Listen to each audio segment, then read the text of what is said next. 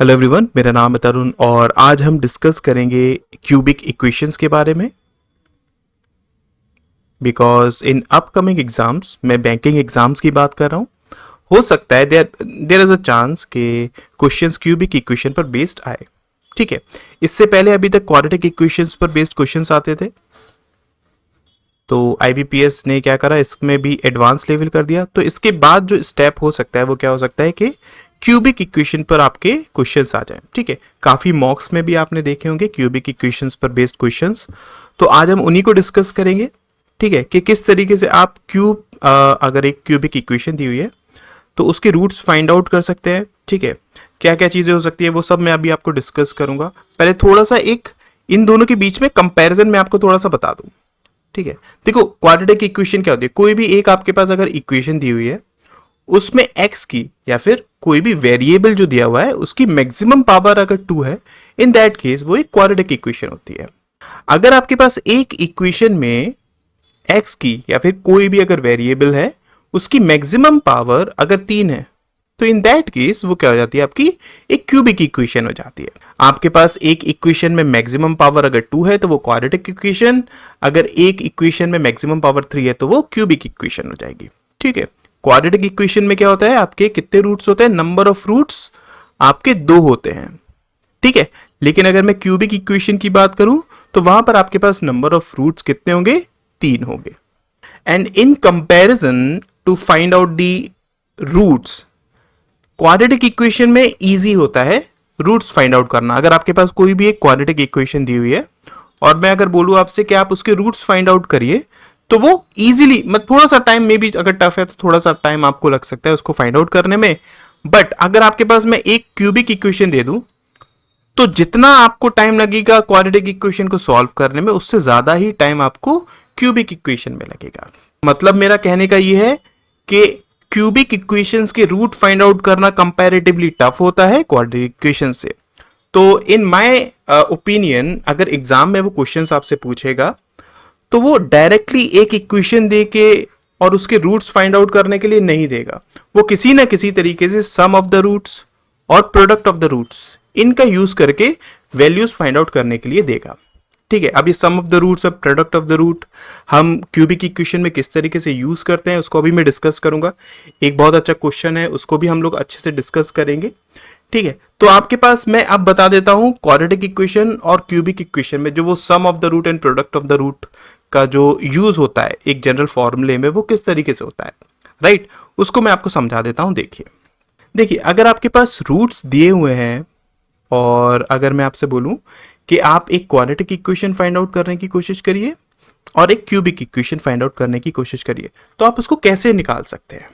ठीक है, जैसे कि अगर मैं क्वाड्रेटिक इक्वेशन की बात करूं, मान लेते हैं आपके पास 2 रूट्स हैं, क्या है, 2 और 5।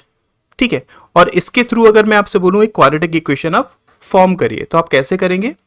इसका जो जनरल एक फॉर्मूला होता है वो क्या होता है, एक्स स्क्वायर, एक्स की जगह आप कोई भी वेरिएबल ले सकते हैं। ठीक है, there is no issue, right, minus sum of the roots into x plus product of the root is equals to 0।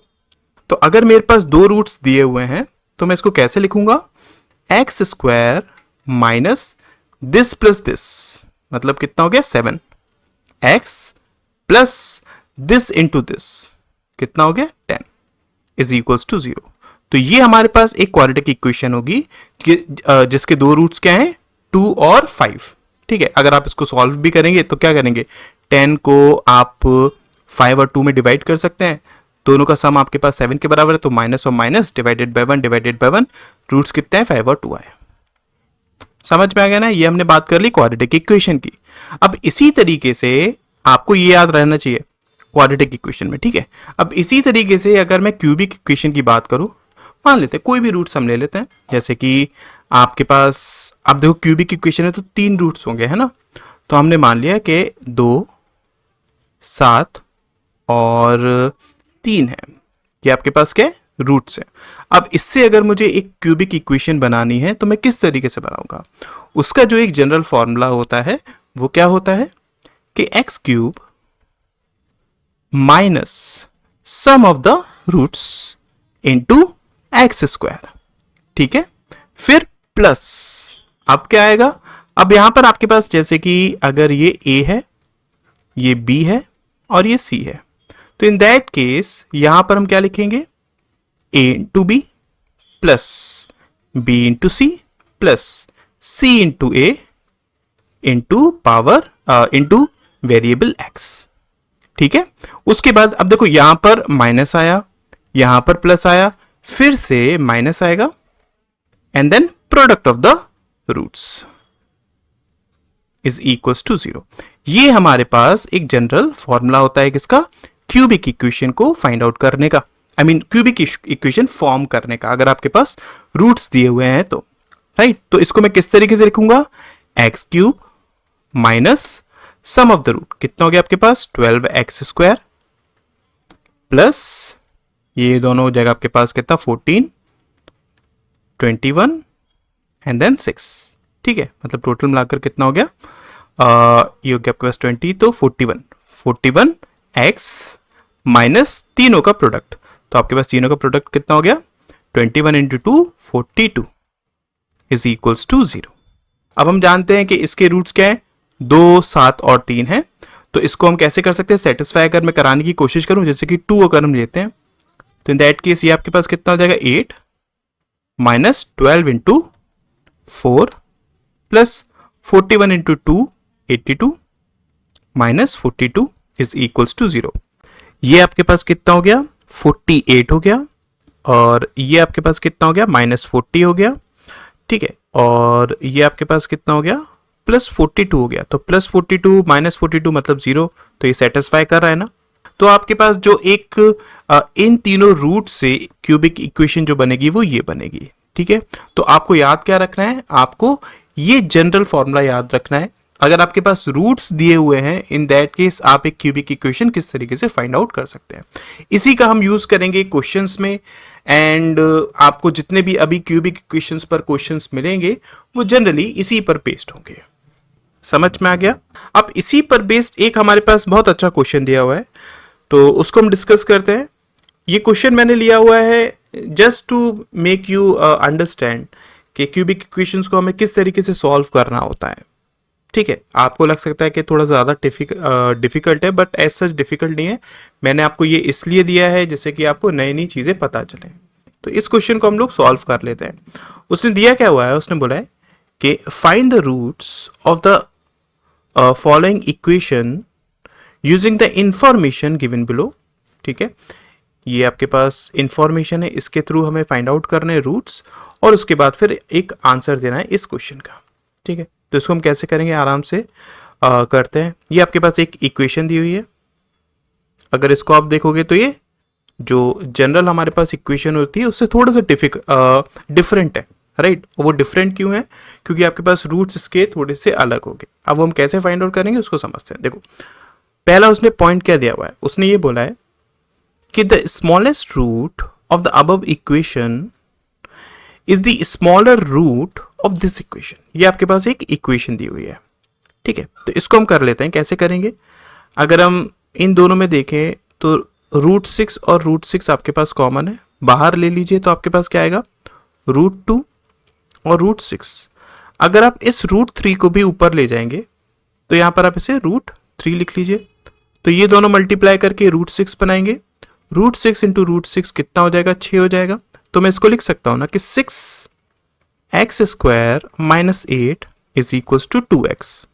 यहां से ये कैंसिल आउट हो गया, आपके पास 3 टाइम्स, तो कितना है आपका 3x square minus 24 is equal to x, और I can say 3x square minus x minus 24 is equal to 0। ये आपके पास कितना हो गया 3 इंटू 8 इंटू 3, ठीक है। हमें यहाँ पर देखिए -1 लेकर आना है, तो हम एक काम कर सकते हैं 9 का यूज कर सकते हैं और 8 का यूज कर सकते हैं, ठीक है। इसको नेगेटिव ले लीजिए, इसको पॉजिटिव ले लीजिए, डिवाइडेड बाय 3 डिवाइडेड बाय 3, तो ये आपके पास कितना आ गया 3 आ गया। ये आपके पास नेगेटिव में 8/3। उसने हमसे क्या बोला था कि जो स्मॉलेस्ट रूट है इस इक्वेशन का वो आपके पास स्मॉलर रूट होगा इस इक्वेशन का। तो इस इक्वेशन का स्मॉलर रूट क्या आ रहा है आपके पास -8/3। इसका मतलब आपके पास इसका एक रूट हमें क्या मिल गया, -8/3 मिल गया। क्लियर हुआ? ये बात आपको समझ में आई? ठीक। सेकेंड पॉइंट क्या दिया हुआ है, उस टाइम से बोला है कि the largest root of the above equation, right, मतलब इस इक्वेशन का जो लार्जेस्ट रूट है वो 4 ज्यादा है किससे, जो स्मॉलेस्ट रूट है इस इक्वेशन का, राइट।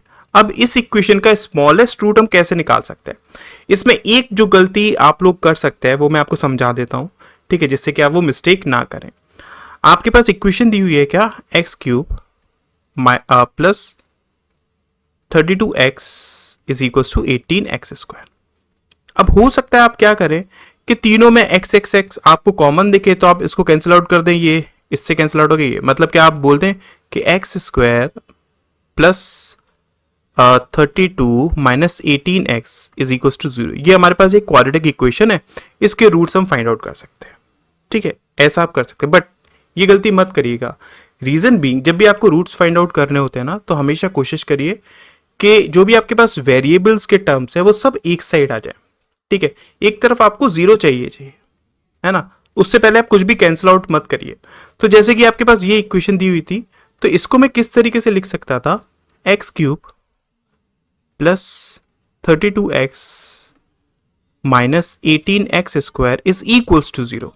अब आप इसमें क्या कर सकते हैं, इसमें आप x अगर कॉमन ले लेंगे तो अंदर आपके पास क्या बचेगा, x² minus 18x plus 32 is equals to 0।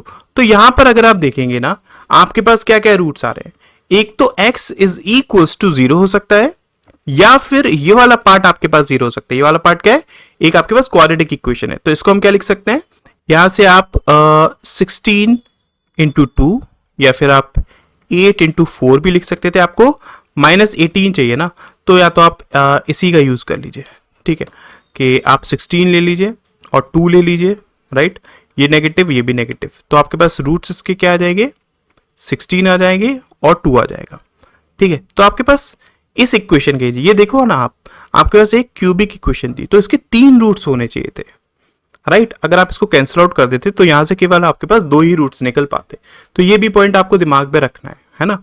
तो यहां से आपने सॉल्व करा, आपके पास एक x की वैल्यू 0 आ रही है, 2 आ रही है और 16 आ रही है। उसने हमसे क्या बोला था कि जो स्मॉलेस्ट रूट है इस इक्वेशन का उससे 4 ज्यादा, मतलब क्या, स्मॉलेस्ट रूट क्या है 0, तो इससे 4 ज्यादा मतलब क्या 4, तो आपके पास इस इक्वेशन का जो सबसे बड़ा रूट होगा वो 4 होगा।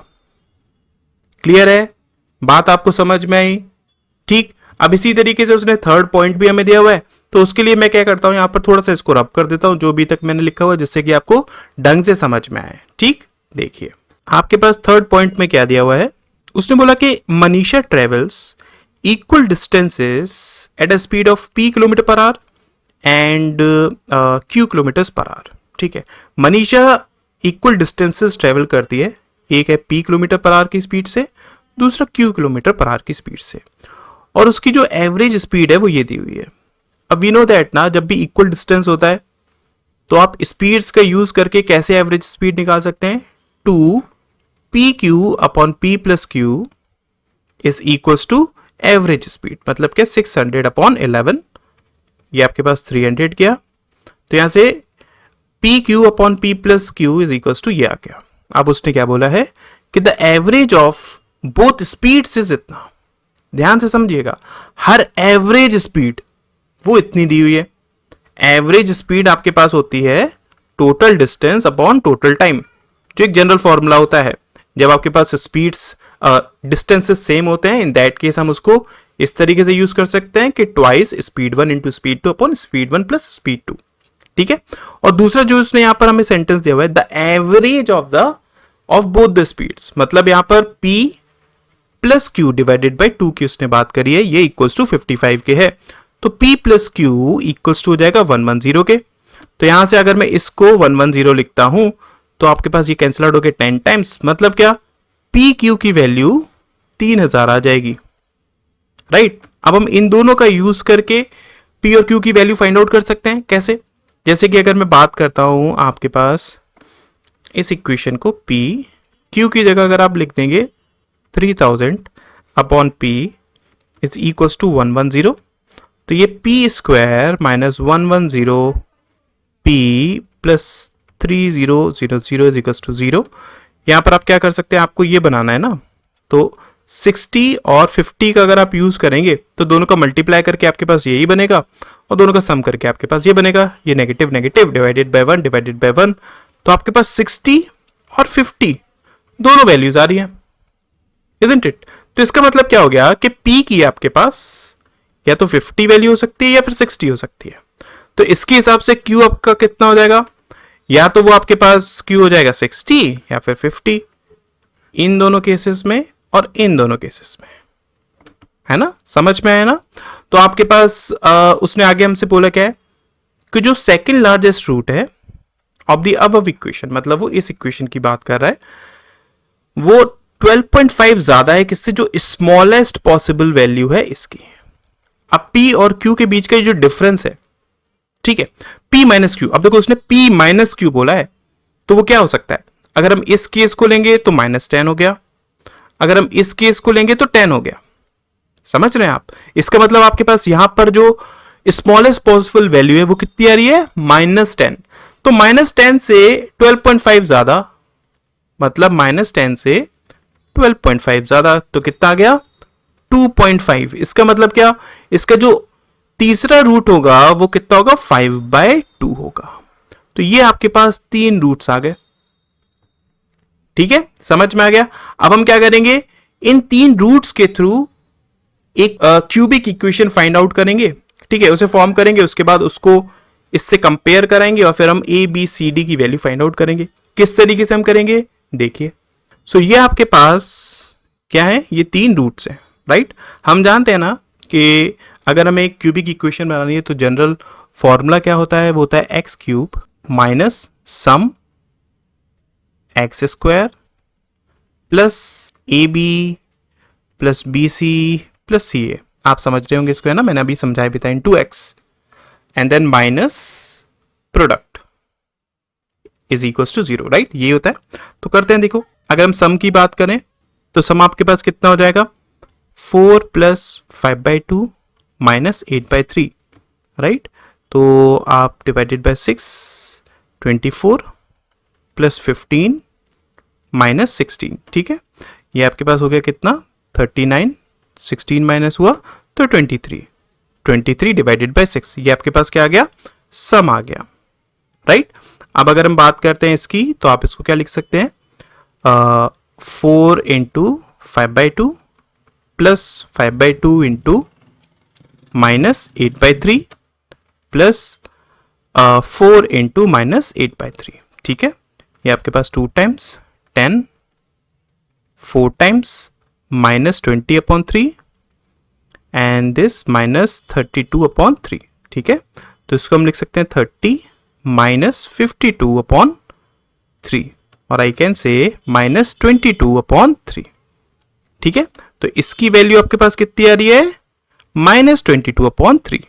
अब अगर हम प्रोडक्ट की बात करते हैं तो 4 इंटू 5/2 इंटू माइनस 8/3, ये 2 टाइम्स क्या, आपके पास 10 इंटू दिस मतलब माइनस 80/3। तो आपके पास जो प्रोडक्ट आ रहा है वो कितना आ रहा है, वो ये आ रहा है, ठीक है। अब हम इक्वेशन फॉर्म करेंगे तो कैसे कर सकते हैं, एक्स क्यूब माइनस सम कितना आया है 23/6 एक्स स्क्वायर और प्लस, अब ये वैल्यू आपके पास नेगेटिव में आई है ना, तो नेगेटिव में 22/3 एक्स और उसके बाद प्रोडक्ट माइनस में आया है, यहां पर माइनस है, चलो मैं इसको लिख ही देता हूं, माइनस है, माइनस 80/3 आया है इज इक्वल्स टू 0, है ना। तो आप इसको क्या लिख सकते हैं, आप इसको लिख सकते हैं ना कि 6x cube minus 23 x square minus 44x plus 160 is equals to 0। अब अगर आप इस इक्वेशन को इस इक्वेशन से कंपेयर करेंगे तो क्या आएगा, देखो 6x square x cube minus 23x square minus 44x plus 160 is equals to 0। इसका मतलब क्या हो गया बताओ, आपके पास a की वैल्यू कितनी आ रही है, 6 आ रही है, बी की वैल्यू कितनी आ रही है, कंपेयर करो, 23 आ रही है। सी की वैल्यू कितनी आ रही है, 44 आ रही है। और डी की वैल्यू कितनी आ रही है, 160 आ रही है ना। उस टाइम से HCF पूछा है किस किस का, b minus A by two, मतलब 23 माइनस 3, 20 का 5 इंटू सी, 5 इंटू सी आपके पास कितना हो जाएगा, ये हो जाएगा 220, मतलब क्या 220। एंड डी आपके पास कितना है, 160। तो तीनों का जो हाईएस्ट कॉमन फैक्टर है वो आपके पास कितना है, 20 है। देखो 20 इसको भी डिवाइड कर देगा, इसको भी डिवाइड कर देगा ना, तो इसका HCF क्या हो जाएगा, 20, मतलब सी इसका राइट आंसर हो जाएगा। क्लियर है? आई होप आपको क्वेश्चन समझ में आया होगा और क्यूबिक इक्वेशन का हम कैसे यूज कर सकते हैं, कैसे अगर आपके पास रूट्स दिए हैं तो आप क्यूबिक इक्वेशन फॉर्म कर सकते हैं, वो भी आपको समझ में आ गया होगा। आई होप आपको कुछ ना कुछ नया सीखने को मिला होगा। अगर वीडियो अच्छी लगी होगी तो वीडियो को लाइक जरूर करिएगा, चैनल को सब्सक्राइब करिएगा और अपने फ्रेंड्स को इस चैनल के बारे में बताइएगा। इसमें बहुत सारी वीडियोज हैं, डेटा इंटरप्रिटेशन अगर आपको पढ़ना है आप पढ़ सकते हैं, आपको मेंस लेवल के क्वेश्चंस अगर देखने हैं तो यहाँ पर देख सकते हैं, रीजनिंग अगर आपको समझनी है तो आप समझ सकते हैं। Thank you so much, bye bye.